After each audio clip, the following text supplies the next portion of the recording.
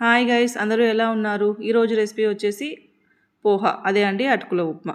So ముందుగా stove on చేసి కడాయి పెట్టుకోవాలి. కడాయి హీట్ అయిన తర్వాత ఇందులో కాస్త ఆయిల్ని వేసుకోవాలి. ఆయిల్ హీట్ అయిన తర్వాత ఆవాలు జీలకర్ర వేసి చిటపటలాడించుకోవాలి. ఆ తర్వాత ఒక పెద్ద స్పూన్ పల్లీలను వేస్తున్నాను. ఈ రెసిపీలో పల్లీలు ఉంటేనే టేస్ట్ అనేది బాగుంటుంది. అలాగే ఆనియన్స్, పచ్చిమిర్చిని కూడా వేసి ఒకసారి బాగా కలిపేసుకోవాలి.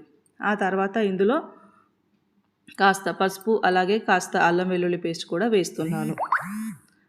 ఆ తర్వాత ఇందులోనే ఒక రెమ్మ కరివేపాకును కూడా వేసుకొని ఒకసారి బాగా కలిపేసుకోవాలి. ఆ తర్వాత మనం ముందుగానే వాటర్లో కడిగేసి పెట్టుకున్న అటుకులని వేస్తున్నాను. అటుకులను వేసి ఒకసారి బాగా కలిపేసుకోవాలి. ఇప్పుడు ఇందులోనే రుచికి సరిపడా సాల్ట్ని వేస్తున్నాను. అలాగే ఒక స్పూన్ చక్కెరని కూడా వేస్తున్నాను. వీటిని వేసి బాగా కలిసే విధంగా కలుపుకోవాలి. ఆ తర్వాత స్టవ్ ఆఫ్ చేసేసి మన ఫుల్ సైజ్ నిమ్మ రసాన్ని పిండుకోవాలి. ఒక నిమ్మకాయ రసాన్ని మొత్తాన్ని కూడా ఇందులో పిండుకోవాలి. ఫైనల్గా నా దగ్గర నువ్వుల పొడి ఉంటే దాన్ని యాడ్ చేస్తున్నాను. ఇది కంప్లీట్గా ఆప్షనల్. సో ఎంతో టేస్టీ అయిన మన పోహా అనేది రెడీ అయిపోయింది.